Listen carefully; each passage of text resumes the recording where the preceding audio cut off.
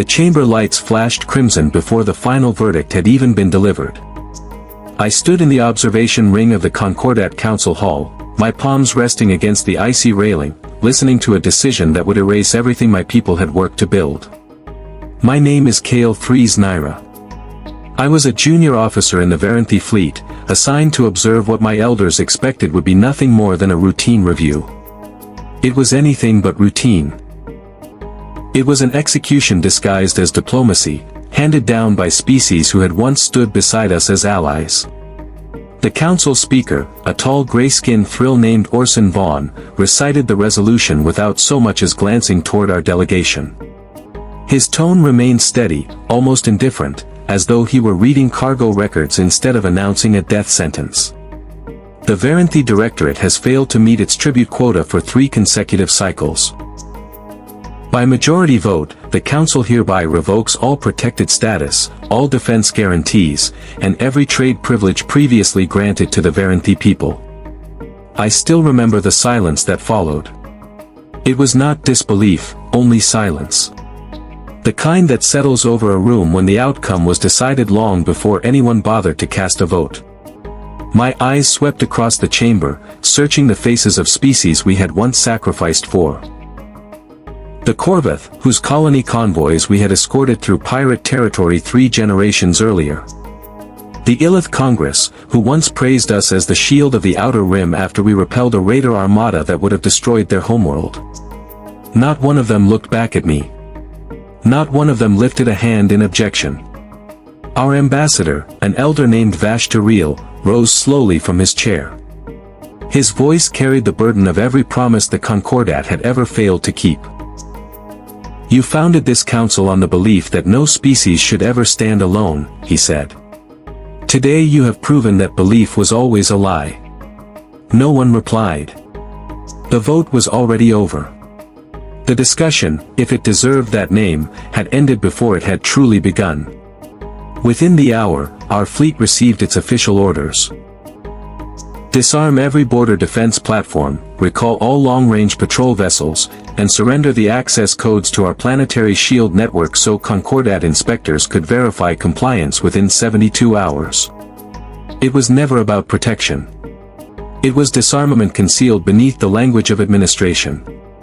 I did not grasp the true danger until the censor reports arrived. The instant our protected status disappeared, something shifted.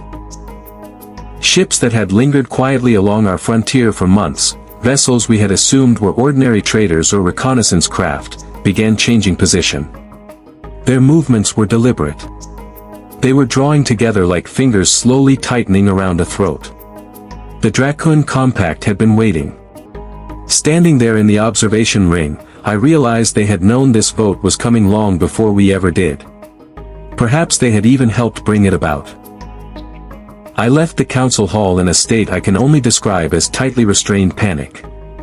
My ship, a small diplomatic cruiser called the Illith, remained docked at the outer ring. I hurried through the corridors, passing delegates from a dozen different species who never spared me a second glance. To them, we were already finished, a closed case, another line quietly erased from the ledger. When I boarded the Illith, my crew was already waiting. There were 6 of us, all young, all far from home, and all suddenly burdened with delivering the darkest news our people had ever faced. Our pilot, a reserved engineer named Doran, looked up the moment I stepped onto the bridge. "Kale," he said, "tell me it isn't true." I couldn't tell him that. The only thing I could do was order him to set a course for home, and make it fast. Because for the first time in my life, I had no idea how many hours remained before something far worse than silence reached us. During the journey back, I did something that violated every rule of diplomatic protocol I had ever learned. I opened a wideband transmission, one that would travel far beyond Concordat space into regions we had never officially contacted. I didn't send it because I believed someone would answer. I sent it because there was nothing left to lose. The message went out across every frequency still marked on our oldest star charts, including one identified only by a decades-old designation. A species called humanity. A species the Concordat almost never mentioned, and when they did, it was always with quiet mockery. Reckless. Emotional. Unpredictable. Unfit for serious diplomacy, they said. Not a civilization anyone needed to take seriously. I didn't care what the Concordat thought of them. What mattered was that they were distant enough and independent enough that they had never signed the tribute quota agreement. They owed us nothing. They had no reason to respond. My transmission was simple. I didn't bury it beneath formal titles or polished diplomatic language. I recorded it in my own voice, exhausted and unsteady, because I no longer had the strength to sound official. This is Kale 3's Naira of the Varanthi Directorate. Our protection has been withdrawn by the Galactic Concordat. Hostile forces are already advancing toward our border. We do not know whether this message will reach anyone willing or able to help. We do not know if anyone will answer. If you receive this, understand that we are not calling out as part of a strategy. We are asking because we are afraid, and because there is nowhere else left for us to turn. I transmitted it, then remained in the dim glow of the Alitha's bridge, watching the stars smear across the viewport while I waited for a reply I was certain would never arrive. The flight home lasted 11 hours. During that time, our sensors detected 3 more Dracon scout ships crossing into what, only that morning, had been protected Varanthi space. No one challenged them. No Concordat patrol moved to intercept. The silence from the rest of the galaxy was absolute, as though we had already vanished from the thoughts of every civilization that had once called itself our ally. When we finally reached home, the view from orbit nearly shattered something inside me. Our capital, Ethera Prime, still glowed peacefully beneath its atmospheric shield, unaware of how fragile that protection had suddenly become. Families wandered through the evening markets. Children laughed and played in the terrace gardens that lined the coastal ring. None of them knew that the promises meant to keep them safe had been erased by a single vote. I remained in the docking bay long after the Alith had powered down, staring at the message log on my wrist display. No response. Not from humanity. Not from anyone. Elder Vashta found me there, his face unreadable in the muted light. "You sent a message beyond Concordat space," he said. It wasn't a question. News traveled quickly among our people, even in the middle of a crisis. I did, I admitted. I know it wasn't authorized. No, he replied softly. It wasn't. He paused, lifting his eyes toward the darkening sky where the first patrol beacons were fading out one by one, shut down in obedience to the Council's order. But perhaps it was the only wise decision anyone made today. I did not feel wise. I felt like a young officer who had wagered everything on a species we barely knew. A civilization that owed us nothing and had never even been formally introduced to our government. As the hours slipped into a second day and the message log remained empty, I began to believe that gamble had failed. I did not know, standing in that dim, silent docking bay, that somewhere across the vast darkness between our stars, my message had already been heard. I did not know that inside a busy control room on a small blue world, a woman named Laura Bennett had just set down her cup of coffee, replayed my recording twice, and turned to the officer beside her with an expression I would not understand until much later. All I knew was silence. And in that silence, I prepared myself as best I could for the end of everything my people had ever built. The silence lasted 3 days. 3 days spent watching Dracon scout ships tighten their formations along our border. 3 days of Elder Vashta meeting behind closed doors with the remaining Council of Ethera Prime, trying to build a defense strategy from a fleet that had already been ordered to stand down. 3 days of families across the capital slowly learning through whispers and growing fear, rather than any official announcement, that the shield above their heads was weaker than it had ever been. I spent those 3 days doing whatever little I could. I helped reroute emergency power to civilian shelters. I assisted in cataloging the weapons we still possessed, the ones the Concordat had not yet demanded we surrender. It was not much. Our fleet, once respected throughout the Outer Rim, had been reduced to a handful of aging cruisers and a home defense grid that had never faced a true invasion. On the third night, I was standing on the observation deck of Ethra Prime's command tower when an alert broke through the quiet hum of the city below. Not an alarm. A signal. A single unidentified vessel had emerged from faster-than-light travel at the very edge of our system, broadcasting across every open channel. My first reaction was fear. I assumed it was the Dracon, arriving ahead of schedule, probing our defenses before launching the main assault. I rushed toward the command center, my heartbeat quickening with every step, expecting to find reports of incoming weapons fire. Instead, I found something I could not make sense of. The ship was small, and as far as our scanners could determine, completely unarmed. Its design matched nothing in our records, blocky, functional, and practical, lacking both the graceful curves of Concordat vessels and the sharp, predatory profile of Dracon warships. It was transmitting the same message again and again in a language our translation system struggled to interpret. I stood motionless at the console, reading the words as they slowly appeared across the display, imperfectly translated yet impossible to mistake. Elder Vashtu arrived moments later, breathing hard as he stared at the same transmission. "Is this a trick?" he asked, though I could hear he did not truly believe the question himself. I didn't answer right away. Instead, I opened a return channel, my hands trembling slightly as I entered the response. "Unidentified vessel, this is Ethra Prime Command. Please identify yourselves."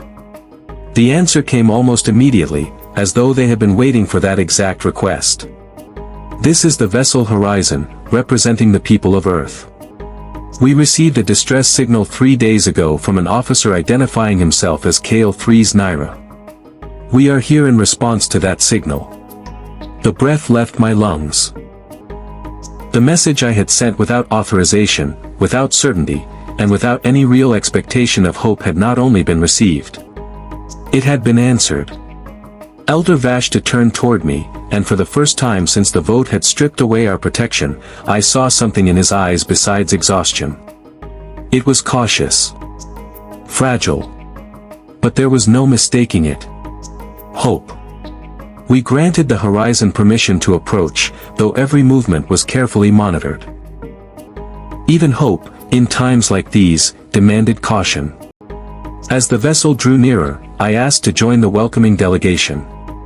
Elder Vashtu, perhaps sensing that this moment was somehow connected to me, gave his approval.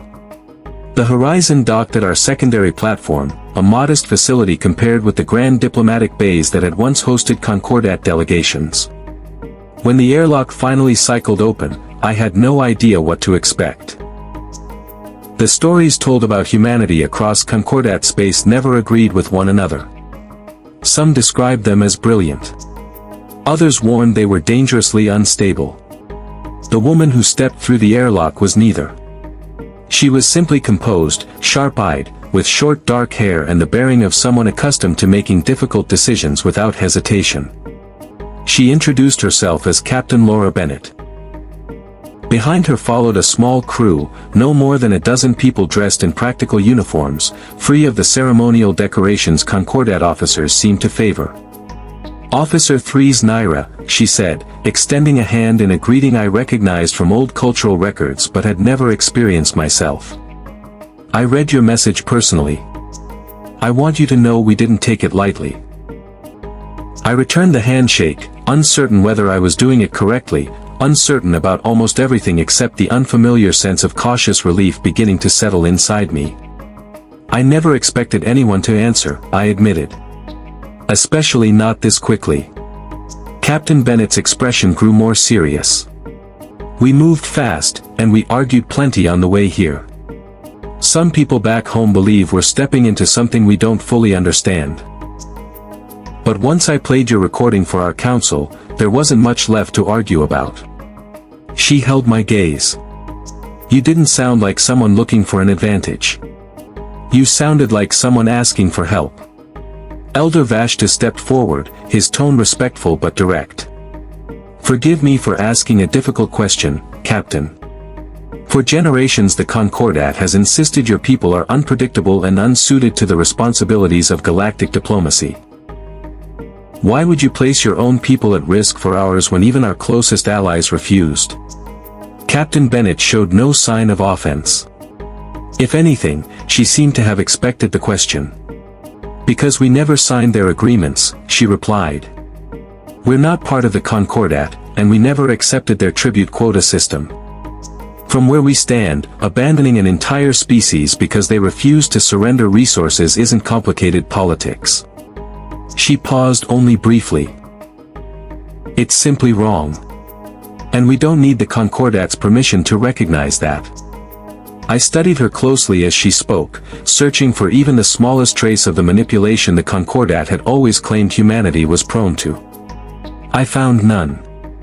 What I found instead was something much simpler. Conviction. The kind that did not rely on elaborate explanations to make itself believable. Even so, not everyone shared my growing confidence. Later that evening, during a private council session, several of our senior officials raised serious objections. One of them, a defense strategist named Orlikfun, argued strongly against accepting any further human involvement. We know nothing about them, he said. Their technology is unfamiliar. Their intentions remain unproven. For all we know, this is simply another form of exploitation, one that arrives wearing the face of kindness instead of demanding tribute. Elder Vashta listened without interrupting. Only when Orlik had finished did he begin to respond. You are not wrong to be cautious, Orl. But consider this. The Concordat, an alliance we served faithfully for generations, abandoned us with a single vote. This one ship, from a species with no formal connection to us at all, arrived within 3 days of receiving a message I sent without authorization and without any promise of reward. He looked around the room before continuing. I do not know their full intentions. But I know which side, so far, has matched its words with action. The debate continued deep into the night, but when it finally ended, a careful agreement had been reached. We would permit limited cooperation with the human delegation, under close observation, while our leadership continued evaluating their motives. It was not trust. Not yet.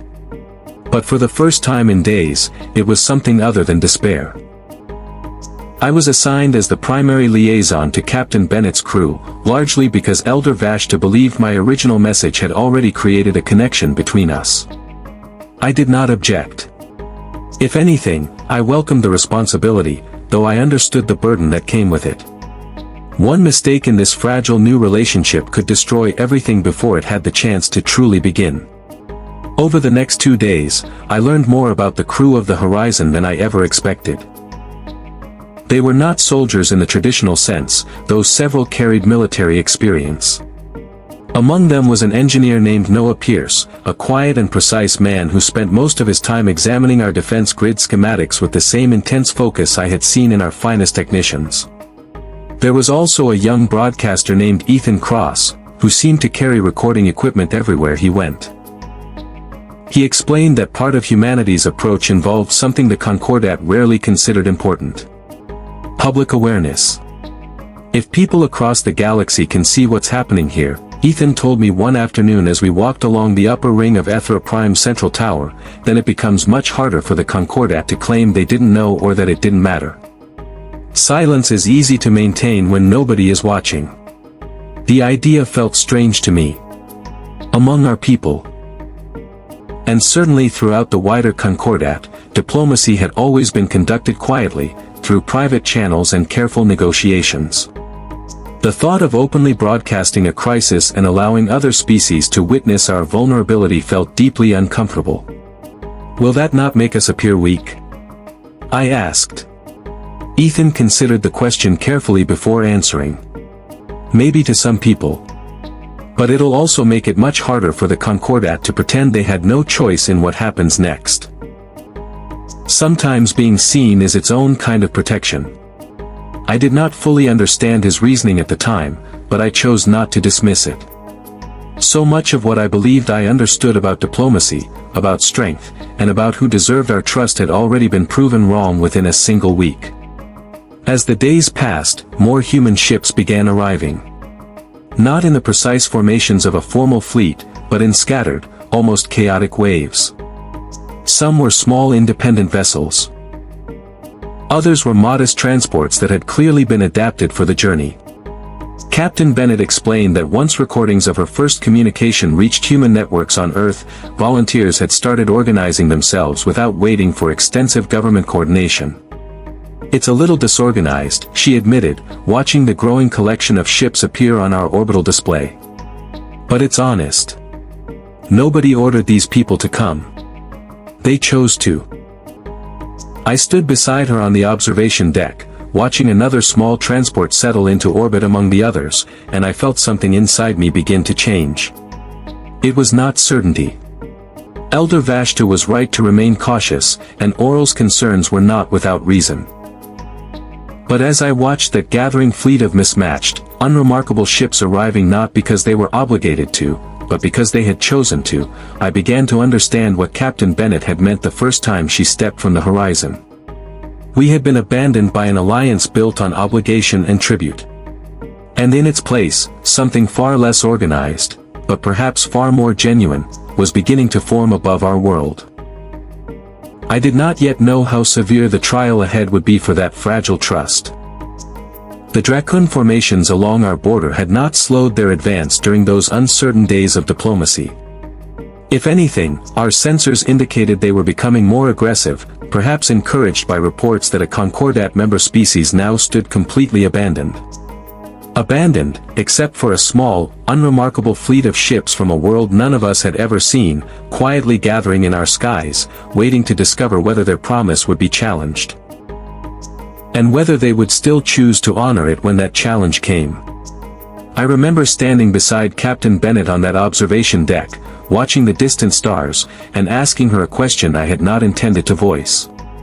If the fighting begins, I said quietly, will your people truly stand with us, even against something this large? She did not respond immediately. When she finally spoke, her voice was calm and certain. We already told you we would, she said. We don't make promises we don't intend to keep. More than almost anything I had ever wanted, I wanted to believe her completely. But I was beginning to understand that belief was not something earned through words alone. It had to be proven through action. And soon, far sooner than any of us wanted, that belief would be tested in the only way that truly mattered. The days after the horizon arrived did not feel like the beginning of salvation. They felt like the silence before something much larger was about to break. And with every passing hour, we moved closer to discovering exactly what that would mean. I slept poorly during that period. I doubt anyone on Ethera Prime slept well. News had spread throughout the capital that outsiders had arrived. Strange ships from a world called Earth had entered our orbit, and the reactions among our people were just as divided as those among our leaders. Some watched the growing human fleet with quiet gratitude. Others watched with the same suspicion Oral Fun had expressed during the council session, wondering what price would eventually be demanded for this unexpected act of kindness. I spent most of my time moving between the human delegation and our own command structure, translating not only words, but intentions. It was unfamiliar work. Human speech was often more direct than our own, sometimes almost painfully straightforward, and I frequently found myself adjusting their phrasing or adding context so our more traditional officials would not mistake honesty for disrespect. Noah Pierce, the quiet engineer, became an unexpected source of reassurance during those tense days. Unlike Captain Bennett, whose position required constant diplomatic restraint, Noah spoke openly about nearly everything, including his own doubts.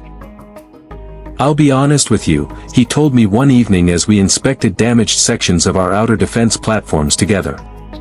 I don't know if what we're doing here is enough. Your systems are outdated. Some of these platforms haven't received proper maintenance in years. And we don't have unlimited resources either. Then why keep going? I asked. I wasn't challenging him. I was genuinely trying to understand. He remained silent for a moment before answering. Because not trying isn't really an option. Not for us. He looked out across the damaged structures surrounding us. Maybe that sounds simple. Maybe it even sounds foolish to people who are used to calculating every risk before they commit. But some choices aren't really about the odds. They're about deciding who you want to be when the moment finally comes. I found myself thinking about those words many times afterward, especially as our combined teams worked through endless hours reinforcing the defenses we still had. Human engineering was unlike anything we had studied before. At times, it seemed almost improvised compared with the precise, standardized methods the Concordat had always valued. Yet what they lacked in refinement, they often replaced with imagination. They discovered solutions to problems our own engineers had considered impossible without Concordat-level technology. Still, not every interaction between our peoples unfolded smoothly. During one particularly tense meeting, Orlikvan confronted Captain Bennett directly, expressing the doubts that many still carried but rarely voiced aloud. "You arrived quickly, and you continue sending more ships every day," he said. "Forgive my directness, Captain, but such generosity is unusual in my experience, especially when offered freely without any obvious demand for repayment." Captain Bennett did not avoid the challenge. "I understand the suspicion," she replied. "If our positions were reversed, I would probably feel the same way." She paused before continuing. "But I'm not going to pretend we're perfect either. We have our own debates back home about whether this is the right decision. Some believe we're taking on too much for a species we barely know. But the people who came here, the ones sending these ships, they didn't come because they expect something in return." Her eyes moved across the room. "They came because they believed it mattered." Orlik studied her carefully, still unconvinced, but unwilling to dismiss her words entirely. "Time will reveal the truth of your intentions, Captain, one way or another." "It usually does," she answered simply. I respected her composure during moments like that, even while understanding that Orlik's concerns were not unreasonable. Trust, especially trust offered to a completely unfamiliar species after such a devastating betrayal, could never be created through promises alone. It was action that eventually began changing even the strongest doubts among our people. When a critical failure struck one of Ethra Prime's remaining shield generators, threatening to expose an entire coastal district, Noah Pierce and a small team of human engineers worked through the night alongside our own technicians. Together, they restored partial function using an approach none of our specialists had previously considered. It was not a flawless solution. But it worked. And it worked because two very different peoples had chosen to solve the problem together rather than separately. Slowly, cautiously, the atmosphere across the capital began to change. I noticed it in small moments. A market vendor who had once watched human visitors with open suspicion now offered a simple nod of recognition when Noah passed through the district. Children, always faster to accept change than their elders, began waving excitedly at human crew members stationed near the docking platforms. Even Elder Vashtu, careful and restrained as always, appeared to soften slightly as the days continued. During one quiet evening conversation, he admitted something to me that surprised me with its honesty.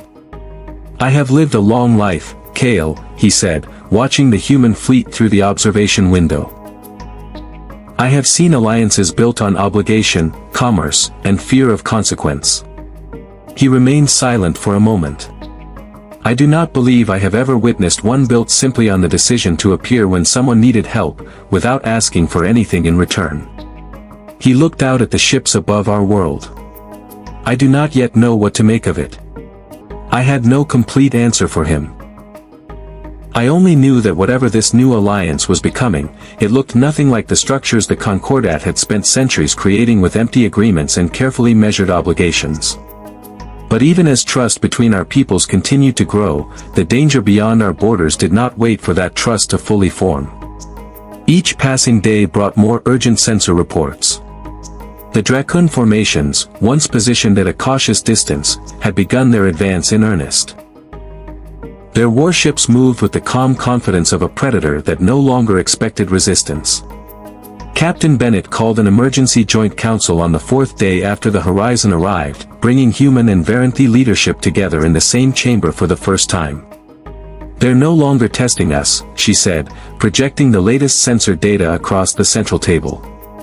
"Their formation has shifted from a blockade position to an attack posture.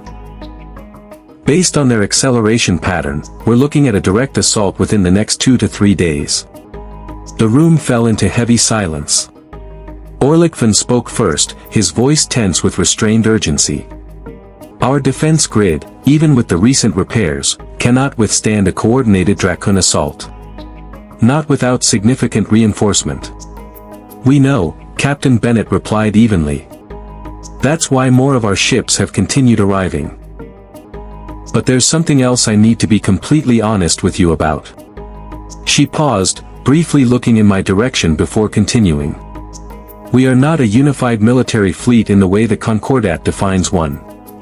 Most of the ships currently in orbit are independently owned, operated by volunteers who chose to come here through their own decisions. We do not have the centralized command structure you may be expecting." Elder Vashta studied her carefully.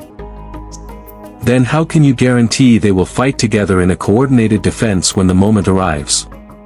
Captain Bennett did not offer the reassurance many in the room wanted to hear. "I can't guarantee it with absolute certainty," she admitted. "What I can tell you is that every person who brought their ship here already made the more difficult choice. They chose to arrive in the first place, knowing exactly what danger they were flying toward." She looked around the room. "I have to believe that same determination will remain when it matters most." It was not the confident declaration many had hoped for, but I found myself trusting her honesty more than I would have trusted a promise she could never truly guarantee. After a long moment of thought, Elder Vashta slowly nodded. "Then we prepare together," he said. "And we hope that conviction proves stronger than fear for both our peoples." The following 2 days passed in a blur of preparation. Human and Varanthi engineering teams worked without rest, reinforcing shield generators, repairing damaged weapons platforms, and creating communication systems capable of linking our vastly different technologies. I barely slept. I moved constantly between strategic meetings, translation duties, and technical briefings, watching as two civilizations with completely different histories, methods, and beliefs slowly, and imperfectly, learned how to fight as one. Ethan Cross continued his broadcasts exactly as he had promised, transmitting footage and reports across every network he could access, including channels that reached deep into Concordat space. I asked him once why he continued when the danger was growing closer by the hour. "Because someone needs to see this," he replied, adjusting his recording equipment while human and Varanthi technicians worked together behind him. "Someone needs to see that when your own alliance abandoned you, that wasn't the end of your story." He looked toward the people working around us. "I want the entire galaxy watching when they realize that." I did not fully understand the importance of those words until later, when the true scale of what was approaching became impossible to ignore. On the 6th day after the Horizon arrived, our long-range sensors finally detected the full strength of the approaching Dracon fleet. The number appearing on our command display was larger, and far more terrifying, than anything our weakened defenses had ever been designed to withstand. Elder Vashta stood beside me in the command center, staring silently at the figures for several long moments before speaking. "Send word to Captain Bennett," he said quietly. "Tell her the time for preparation is nearly over." I followed his order, my hands steady despite the fear tightening inside my chest. And as I transmitted the message, my thoughts were not on the overwhelming force moving toward our border. They were on the small, mismatched fleet gathered above our world. And on the simple words that had brought them here. Asterisk, we stand with you. Asterisk, I hoped, with everything I had left, that those words would remain true when the moment arrived. The attack began without warning, though deep inside, we had all known it was coming. I was inside the command tower when the first alert shattered the quiet rhythm of Ethera Prime's morning. This was not the distant signal of scout ships testing our defenses. This was something else entirely. The sound of an entire fleet entering our system at once. Their formation was precise and ruthless, moving with the confidence of a force that believed it would face no serious opposition. Elder Vashta was already standing at the central console when I arrived, his expression grave but controlled.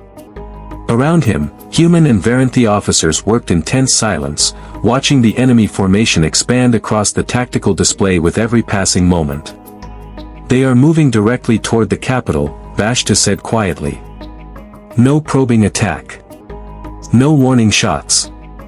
His eyes remained fixed on the display. "They intend to end this quickly." I felt my pulse accelerate as I moved into position at the communications console, my hands already reaching for the controls to open a direct channel to Captain Bennett aboard the Horizon. Before I could speak, her voice came through first.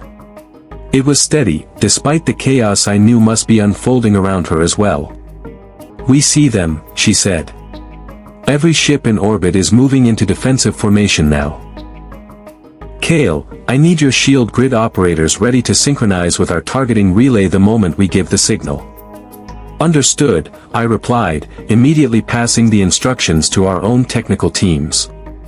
What followed was unlike anything I had ever witnessed, even during the most demanding exercises of our fleet training. Two completely different systems, human and Varanthi. Built on separate principles, using different technologies, and shaped by entirely different approaches, were attempting to operate as one coordinated defense in the middle of an active assault. It should not have worked. By every logical expectation, the confusion alone should have destroyed us before the first exchange of fire. And yet, somehow, it began to hold. Noah Pierce's voice came through an open engineering channel, calm and focused despite the pressure building around us. "Varanthi shield grid, reduce output on the northern quadrant and reinforce east. Their formation is shifting toward the coastal defense platforms first." Our lead technician, a sharp young officer named Eiley Doss, answered without hesitation, adjusting the grid exactly as instructed. It was strange watching commands pass so naturally between two peoples who had known each other for less than 2 weeks, yet somehow discovering the rhythm required to survive together. Minutes later, the first wave of Dracun fighters crossed our outer detection perimeter. Their sleek, aggressive vessels tore toward the capital with terrifying speed. I watched through the observation display as the mismatched human fleet moved to intercept them.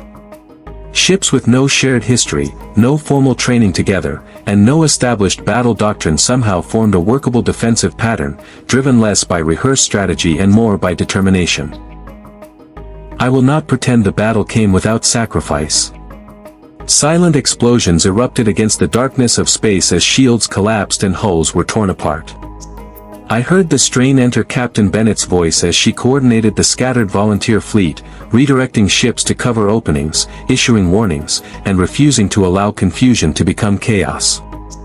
Then, at one point, a smaller human transport ship, one I recognized from earlier days as belonging to a young volunteer pilot named Grace Whitfield, took a direct strike along its outer hull. My chest tightened as I watched the vessel spin briefly out of formation, its systems flickering across our display. "Whitfield, report your status," Captain Bennett called immediately, her voice sharp with concern. A tense silence followed. Then Grace's voice came through, strained but alive. "Systems are unstable, but I'm still flying. I'm not pulling back." I found myself holding my breath as she stabilized the ship and returned to formation, continuing to provide cover for the defense platforms below despite the damage cutting across her hull. It was only a small moment within the larger chaos of the battle. But it remained with me long afterward. Because it reminded me that the people fighting beside us were not simply following commands from some distant authority. They were choosing, moment by moment, to remain in a battle that had never truly belonged to them. As the conflict entered its second hour, our combined defense began slowing the enemy advance, though the cost continued to rise. Several of our older Varanthi cruisers had already withdrawn with critical damage. 2 human volunteer ships had been completely lost, their crews escaping only moments before catastrophic failure. Elder Vashta stood beside me throughout the battle, watching each loss with quiet, restrained grief. Yet he never once suggested retreat. It was during the most dangerous point of the engagement that everything nearly collapsed. The Dracun commander, a calculating officer whose vessel transmitted the designation Vorexen, changed tactics completely. He redirected the majority of his fleet's firepower toward Ethra Prime's central shield generator. The single point of failure that, if destroyed, would leave the entire capital exposed. "They've identified our weakness," Eily Doss called out, her voice tight with alarm. "If that generator falls, we lose shield coverage over the entire capital within minutes." A cold wave of fear moved through me as I transmitted the information to Captain Bennett, watching the enemy formation converge with terrifying precision toward the generator's location. "We see it," she replied immediately. "Pierce, can your team reinforce the generator directly?" "We can try," Noah answered, "but I'll need cover. If their fighters reach us before we finish, we won't have enough time to complete the reinforcement." There was no hesitation in Captain Bennett's response. "Every available ship, converge on the generator's position. We hold that line, no matter what it costs us." What followed was, without exaggeration, one of the most extraordinary moments I witnessed in my entire life. Ships from a species none of us had even known existed 2 weeks earlier turned as one, abandoning safer defensive positions to protect a piece of infrastructure that was critical not to their own survival, but to ours. Grace Whitfield's damaged vessel was among them, cutting through enemy fire to provide cover while Noah's engineering team worked desperately against the clock. I watched from the command tower, my hands gripping the edge of the console so tightly that my fingers ached as the battle around the generator intensified. Weapons fire illuminated the darkness in sharp bursts of light. Voices filled the open channel, calling out coordinates, warnings, and updates. Human and Varanthi pilots fought together with an understanding that seemed to strengthen with every passing minute rather than collapse under pressure. It was Captain Bennett herself who eventually guided the Horizon directly into the center of the engagement, placing her ship between the concentrated enemy fire and the vulnerable generator below. It was a reckless decision. A dangerous one. One that placed her own vessel directly in the most deadly path of the assault. "Captain, your shields won't survive that position for long," I warned through the open channel, unable to hide the fear in my voice. "They don't need to survive forever," she replied. Her voice remained steady, though the strain beneath it was impossible to miss. "They only need to survive long enough." Long enough, as it turned out, was exactly what Noah Pierce's team required. Moments before the Horizon's shields collapsed to dangerously low levels, the generator reinforcement was completed, stabilizing the failing systems just as the enemy's concentrated assault reached its peak. "Generator stabilized," Eily called out, relief clear in her voice. "Shield integrity is holding across the capital." I allowed myself one brief, unsteady breath of relief. But the battle was far from over. The Vorex fleet, unable to break through at their chosen point of attack, began reorganizing. Their movements showed they were reassessing their strategy after encountering resistance they clearly had not expected. Then, during that brief pause, something unexpected began to happen. Across the open frequencies, transmissions started arriving. Not from our system. From far beyond it. The battle footage Ethan Cross had broadcast openly, carried through networks stretching deep into Concordat space, had reached audiences faster than anyone anticipated.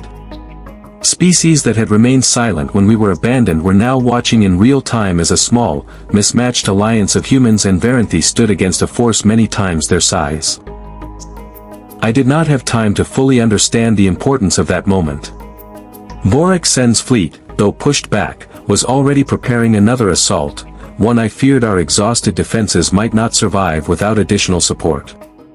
Elder Vashta turned toward me, his expression holding a careful mixture of exhaustion and something that almost resembled fragile hope. "How much longer can they hold, Kale?" I had no certain answer. I only knew that whatever strength remained in that battered, determined fleet above us had already proven itself far greater than anyone, including the Concordat that abandoned us, ever expected. The second wave of Dracun ships regrouped faster than any of us anticipated. I watched the tactical display with growing dread as Vorax's remaining forces tightened their formation once again, preparing for what appeared to be a final, decisive push against our weakened defenses. "Their numbers are still greater than ours," Eily Doss reported grimly, studying the shifting patterns on her console. "If they commit fully this time, I don't know if our shields will survive another sustained assault." I transmitted the assessment to Captain Bennett, preparing myself for whatever impossible choice would come next. When her answer arrived, I heard something in her voice I had not expected to hear under such impossible circumstances. Certainty. "Then we make sure they don't get the chance to finish what they started." She said it, but I did not fully understand what she meant until moments later, when new signals began appearing across our long-range sensors. Distant at first, then rapidly growing clearer. More ships. Human ships. They were arriving in numbers far beyond the initial volunteer fleet that had gathered around our world during the previous days. Where did they come from? I asked, staring at the sensor readings in stunned disbelief. Captain Bennett's voice carried a faint trace of relief beneath her usual steady composure. "Ethan's broadcasts reached farther than we expected. Once people back home saw what was happening here, more volunteers began mobilizing. It took time for them to reach us, but they're here now." I stared at the expanding formation on our display. Ships of every size and design, clearly assembled without any formal military structure, yet moving with a shared and unmistakable purpose. It was not the perfectly organized, uniform fleet the Concordat might have deployed under different circumstances. It was something else entirely. A scattered gathering of individuals who had each made the same difficult choice. They were late. But they had arrived.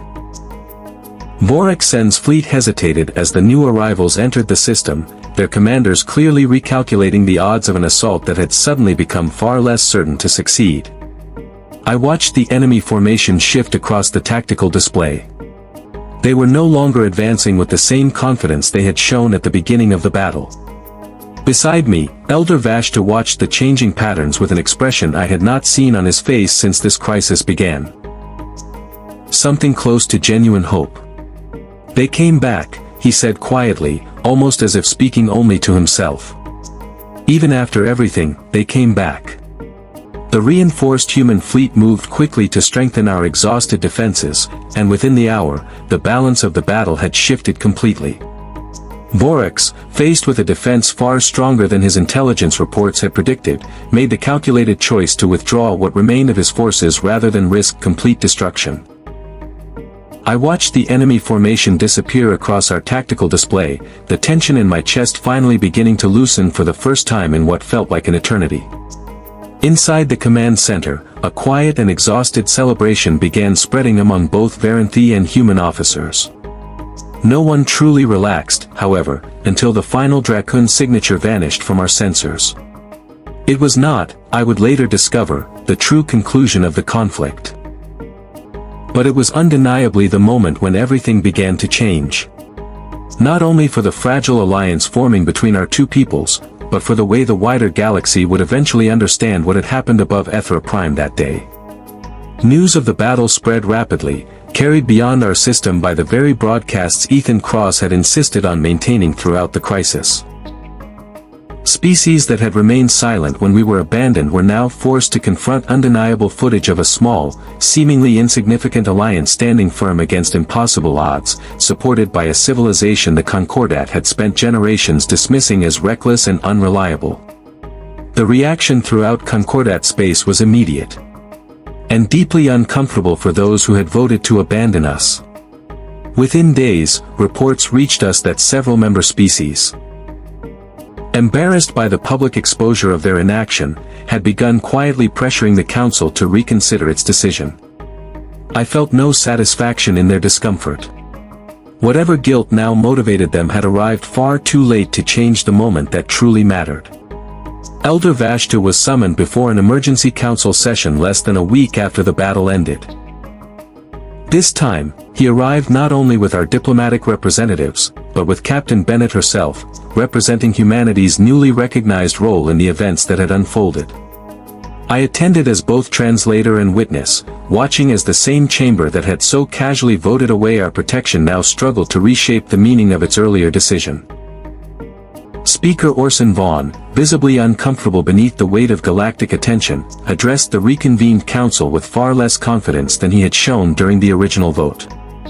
In light of recent developments, he said carefully, the council wishes to formally reconsider the status of the Varanthi Directorate and extend renewed protections under standard Concordat guidelines. Elder Vashta did not answer immediately. When he finally spoke, his voice carried none of the desperation it might have held during our darkest hours. We appreciate the Council's willingness to reconsider, he said. However, I must ask a difficult question. He looked across the chamber. Where was this concern for our protection before an entirely unaffiliated species chose, by its own will, to stand beside us? His voice remained calm.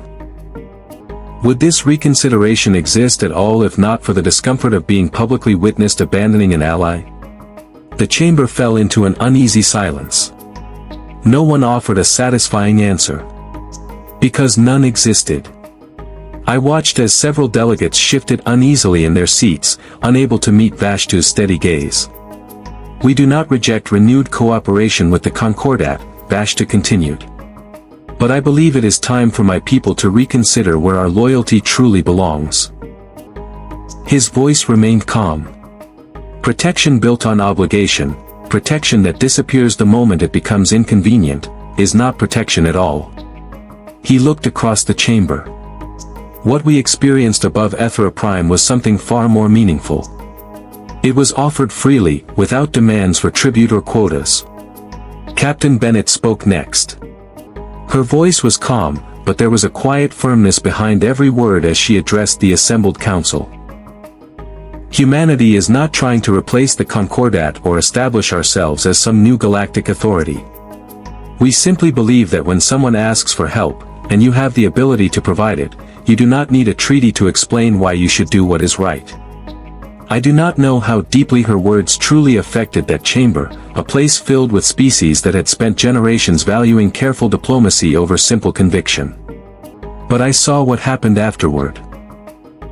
In the days that followed, a subtle change began spreading throughout the wider galaxy. More species started reaching out to humanity, not because of formal agreements or political necessity, but because of the undeniable example created above our world. For the Varanthi people, the aftermath of that battle became the beginning of something entirely new. Rather than returning to the familiar structure of Concordat membership built around obligation and compliance, our leadership formally established an independent alliance with humanity. An alliance founded not on tribute or quotas, but on mutual respect and voluntary partnership. It was an unusual arrangement, one that confused many older Concordat members who were accustomed to rigid diplomatic systems and carefully negotiated obligations. But it reflected the kind of relationship both our peoples had already proven capable of creating under the most impossible circumstances. I remained deeply involved throughout the transition, continuing to serve as a liaison between our civilizations as cooperation expanded. Noah Pierce's engineering teams remained on Ethera Prime for several months afterward, helping modernize our defense systems through methods we likely would never have discovered on our own.